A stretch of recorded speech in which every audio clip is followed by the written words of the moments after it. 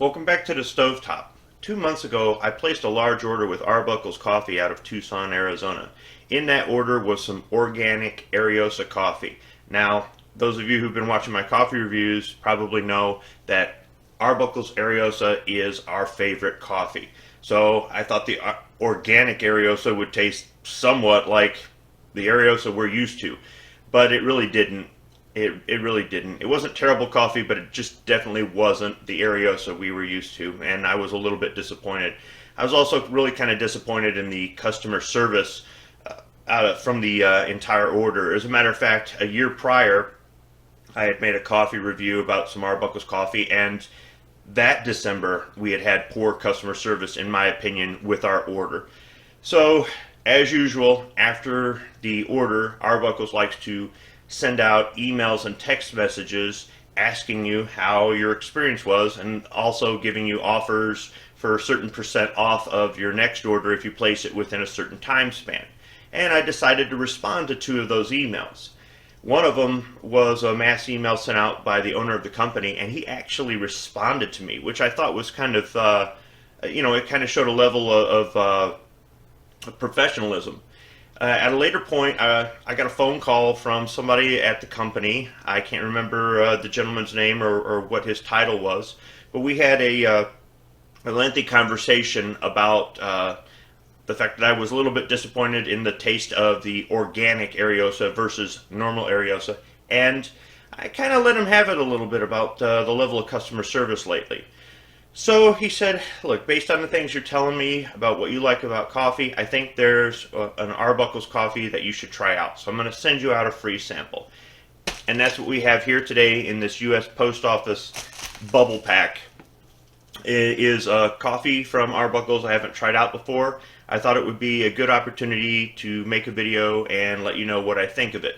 Now, full disclosure, Arbuckles isn't paying me to do this, and I don't feel compelled to do this for free. It's simply just another blend of coffee from Arbuckles that I haven't tried before. So let's go ahead and get this bubble pack open. So I've got out my little buck knife here. I'm going to go ahead and cut it. Try not to puncture anything in there.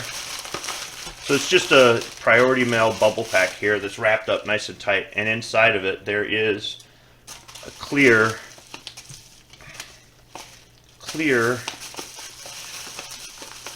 bubble pack. It's kind of with the fold over flap here, adhesive flap, and inside is a pound of Arbuckles Colombian Supremo. I can't pronounce that word. I want to say Huila, but there's an I in there. Okay, one of my complaints about the organic Ariosa was that it kind of turned to powder when I was grinding the coffee. And the rep I spoke with said that maybe I needed to clean out my grinder, or maybe there was something in there causing static. The only thing is the Arbuckles whole bean Mexicali didn't cause that powder, and the Michigan Cherry blend from our local grocery store that was whole bean didn't create that powder either. So I want to see what these do. Now the beans are a medium brown color.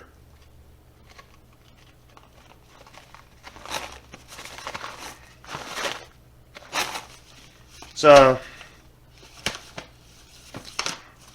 wouldn't call it a normal coffee smell. Can't really describe it. Nothing kind of sticks out as far as the smell.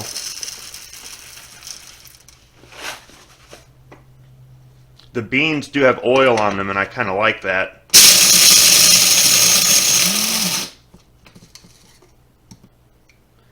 Yeah, see, no powder residue. Something about that organic Ariosa, it just, not only did it just not taste like Ariosa, but I mean, what makes coffee beans turn to powder? I don't know. Let me get this brewing. Alright, coffee's all done brewing. Let's go ahead and pour the first cup. It's kind of a dark to medium brown color. While I let the coffee cool, I went on Google and typed in Huila, which I guess I pronounced it correctly. So after I got that, I looked up to see exactly what it is. So Huila, Huila, is a department in southern Colombia spanned by the Andes Mountains and is home to the towering Nevado del Huila volcano. Okay, now while the coffee was brewing, I tried to look up this particular blend of coffee on their website, and they have a Colombian Excelso, but not a Colombian Supremo Huila. So I don't know if this is something new that they're going to be offering or what exactly, but I'm kind of interested to try it. Now, I do like Colombian coffees. Typically, for me, they're kind of a medium roast, and they're middle of the road coffees. They're not great, they're not terrible, but if I'm somewhere where there's a lot of different coffees, like maybe a gas station or something like that, and I'm not sure which one to get, if they've got a Colombian, that'll be my go-to. And also, while I let the coffee cool down, I wanted to talk a little bit more about the customer service experience with Arbuckles, because originally I was going to make a video. I actually shot it, but it was just way too long, and I know this video is kind of long too, so I guess I'm going right back to I'm going right back to what I scrapped the first time, but I'll try to condense it some. Overall, I understand that Arbuckles was dealing with a shortage in labor like everybody else. But some businesses have found ways to overcome a shortage in labor, or slowdowns with deliveries, or increased prices of raw materials, or having a hard time getting spare parts just to maintain your equipment, or just having a service tech show up to maintain your equipment. We've been dealing with that in the auto plant that I work at for 2 years now, or almost 2 years now, and we've found ways. We've gotten creative. We've kind of did some outside of the box thinking, and we've done things in order to maintain production. And I mean, sometimes we're barely hanging on. Labor is the biggest issue, and that was the issue at Arbuckles, causing a slowdown. So I'm sympathetic in one way, but I also can see that it is possible to work through this, despite the fact that we are in some difficult times as far as running a business. There are just shortages everywhere, right? So part of me isn't sympathetic. And I do like the fact that the owner sent out a mass email explaining what's been going on at the company. There was transparency. However, almost everything he explained, without actually being there and walking a mile in his shoes, I could have found a way to work around. Something about Arbuckles as well is in the past, they've had free 2-day FedEx shipping if you spent $85 or more, which is not hard to do at about $20 a pound for their coffee.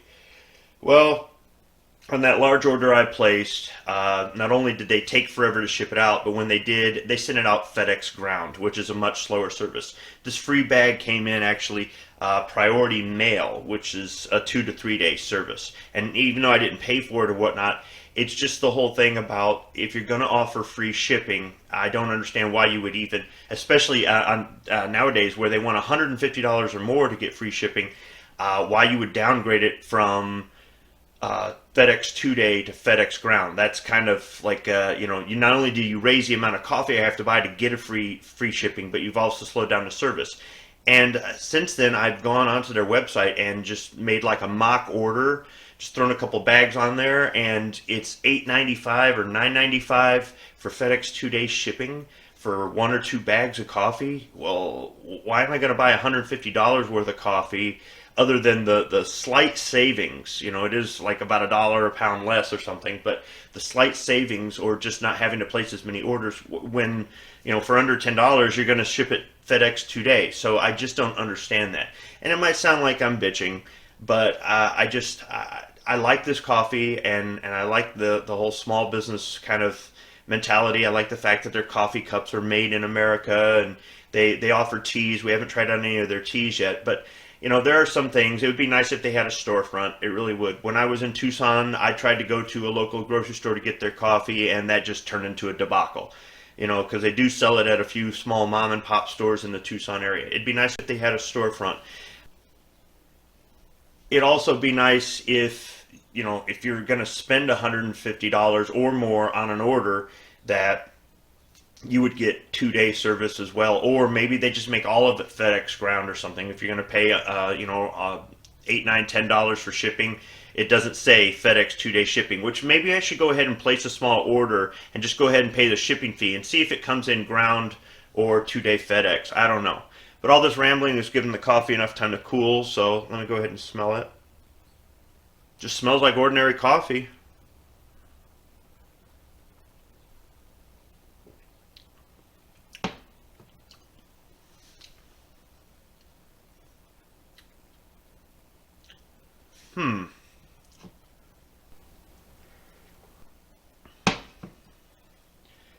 So like so many other coffees, I think I'm going to have a few cups, let my taste buds wake up. As some of you may know, I do these reviews first thing in the morning. I'm groggy. I haven't had any coffee beforehand. You can tell by the way I'm talking that, I'm not completely awake yet anyhow. So let me have a few cups. I'll come back and I'll give you my final thoughts on this. Alright, so I'm on my third or fourth cup. And I'm pouring a cup here for Don't Call Me Mrs. Squib Load. So, my final thoughts on this Colombian Supremo Huila coffee. It's just coffee, honestly. It's not bad, it's not good. It's a little bit bitter in the middle as you're drinking it. There's a little bit of a bitter aftertaste, but it's not one of those really nasty, pungent gas station coffee bitterness kind of things. It's not like a dark roast. I think this is a medium, maybe hinting a little bit on a dark roast, but overall it's just coffee. There's for $18 a bag. I wouldn't go out of my way to get this. Now I don't know if they're just rebranding their Colombian Excelso that's on their website. I'll include a link to that in the description section. Or this is something new they're trying out, or some sort of limited edition that I was lucky enough to get a free sample of.